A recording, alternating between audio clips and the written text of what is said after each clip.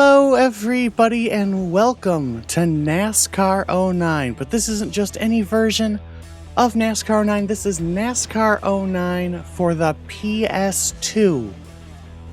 I'm sure there are some people out there who didn't actually know NASCAR 09 had a PS2 port, but it did. It was actually the last NASCAR game to come out on the PlayStation 2, and of course the last NASCAR EA Sports game, aside from a particular kart racing game on the Wii. There's the beautiful loading screen with Jeff Gordon and beautiful, I don't know, 480 or something at the time, because of course this is the PS2, but it had the same loading screen. It had the same Jeff Gordon influence in a way. As you can see, we have tips from him on the bottom with a really bad green screened photo where you can actually see a lot of the white poking. But that's neither here nor there. So NASCAR 09 for the PS2 is actually how I first played NASCAR 09. I didn't get an Xbox until the Christmas of that year. In fact, I actually didn't get it until Christmas, I want to say 2009, because I think 2010 is when I first started playing online. So I had this game for a while. I didn't have an Xbox 360 till much later on in the life cycle, so for me, this is how I played it. I was aware of the consoles at the time. I was actually pretty shocked to hear NASCAR 9 was coming out on the PS2. So this is a very low quality effort game. Very bad. We'll just say it and we'll go through it as we go. Starting at the bottom, your EA Sports extras include the credits.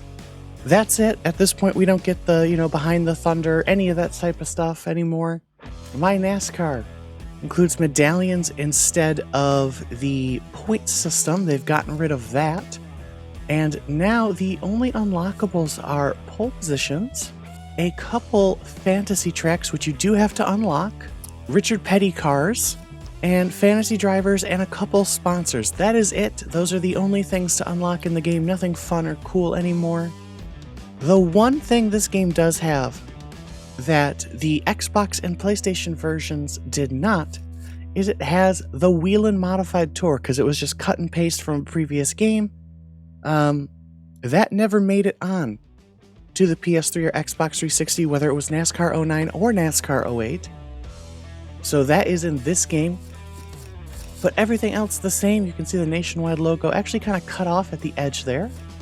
So let's just jump into the NASCAR Sprint Cup Series. Got some weird ratings up top, which were brand new for this year, I believe.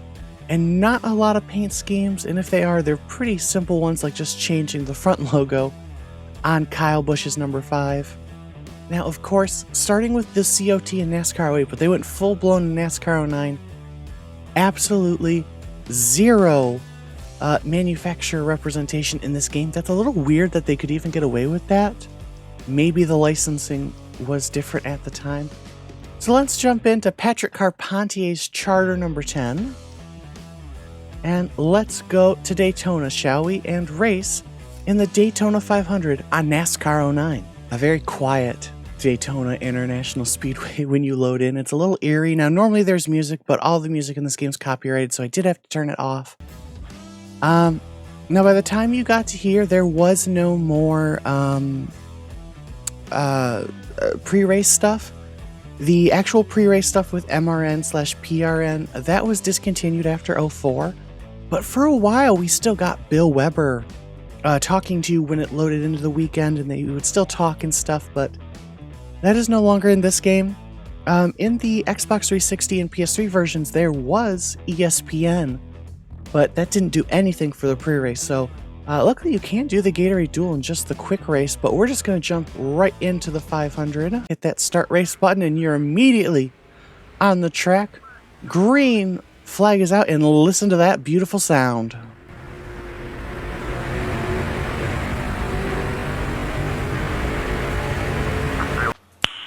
Nice. She's beautiful, isn't she? And we also have tires spawning in. Now, to be fair to the game, not all of these are going to be actual game issues. Some of these, I'm sure, are emulation issues. I am playing this on the PC SX2 emulator. Man, look at that quality in the rear view mirror. All those cars behind us.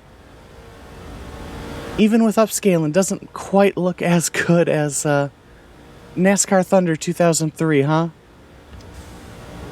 The cars don't even look like they're sitting on the track correctly, even in this game. We do have a nose cam that has dirt flung at you. That is actually kind of a cool feature, and it cleans itself. This very pixelated cockpit that shakes like crazy. A roof cam also has that cleaning effect, which is cool, but the roof looks awful. You can't actually tell what you're doing. And of course, our two chase cams. And look at the blurring on this, and you can actually see to the right. I wonder if that's a PCX2 thing or if it's the game itself, but it has like a little bit of double rendering. I'll tell you what, I don't know what track this is, but it really doesn't feel like Daytona, because you know, it's amazing how I understand that by this point you're on the 360 and you're just kind of copying and pasting. But you're copying and pasting at this point back to, I guess, NASCAR 07. And it's amazing how much it goes downhill. I know a lot of people say NASCAR 07 was not a very good game, but it was much better than this. And, you know, EA Sports never really did plate racing too great. So honestly, what we're seeing here doesn't really surprise me. And if you've watched my NASCAR Thunder 03 stuff, you understand that not always the best at super speedway racing, EA. It's a very hard thing to get right, but they never got it right. What's crazy is when you look out front, you know, they have this giant speed effect to make it look like you're going so fast. But then you look in the mirror and you see just how slow it actually seems, because it doesn't have that effect. So we're going to get in line there with Jimmy Johnson, but I don't want him to actually pass my teammate Elliott Sadler. As Dale Jarrett takes a look underneath us. Now, when you're doing this, this is actually relatively fine. As I say that actually was one of the things I was going to bring up.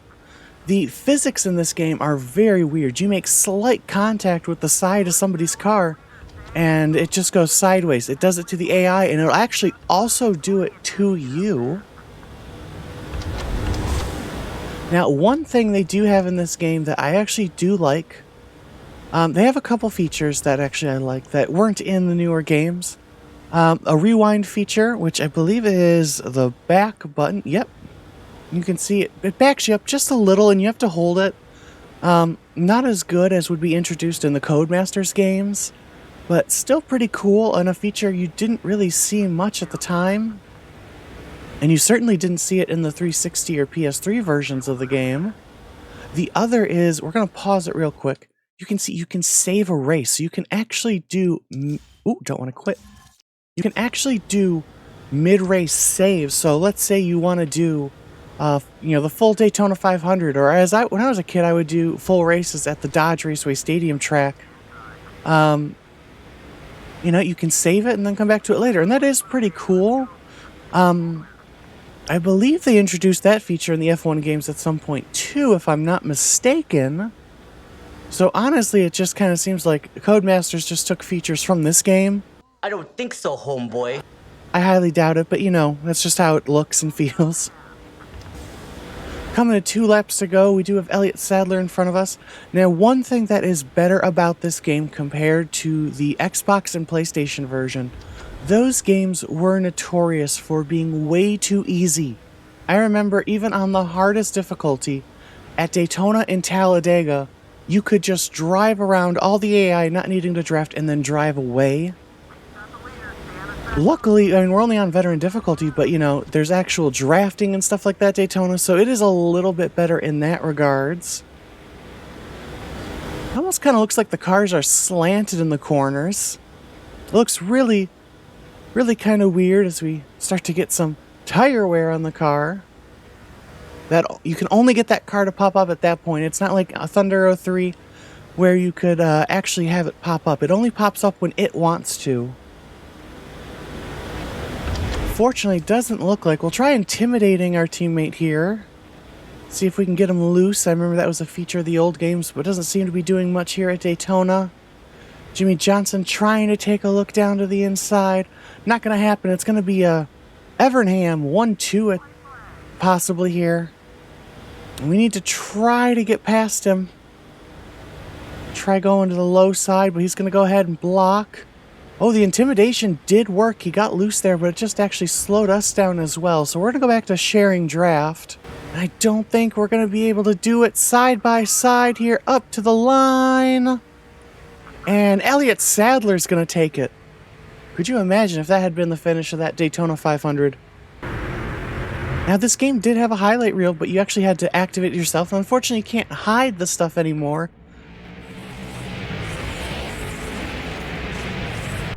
Oh, and that does not sound good at all.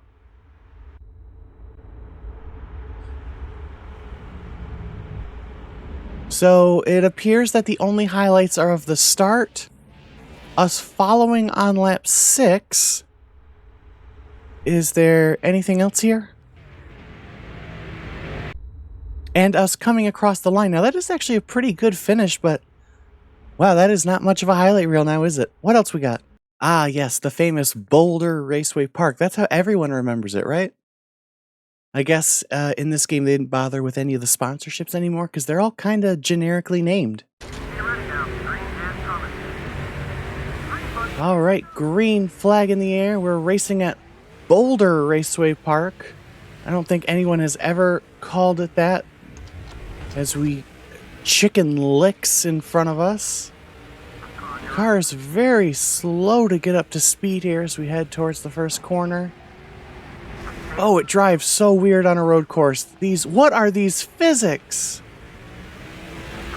They're kind of like ragdolls in a sense, and they get up to speed so slowly. And then the speed picks up. That might be an emulation thing. I don't know if I'd hold that against the game. Oh, there's some graphical glitches in the stands here. They're throwing a rave in the stands. All right, into the hairpin for the first time.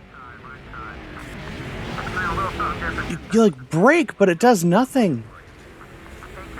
It's weird. You brake, the car slows down. So what are you doing here? Let me pass. You brake, you slow down for the corner, and then when you let off the brake to try to turn, it just keeps going. Oh my god, these physics are awful.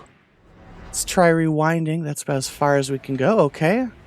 So make contact with one of the nines car, of course. You don't get just one of them, you'll get all three, I believe, in a race. Yep, in fact, there they are in the rearview mirror. And there you go, you see, you make a little bit of contact with the side of somebody, and it'll turn somebody. It'll either turn the AI or you. It's kind of an RNG thing. It's so weird. It makes no sense how you drive on a road course in this game.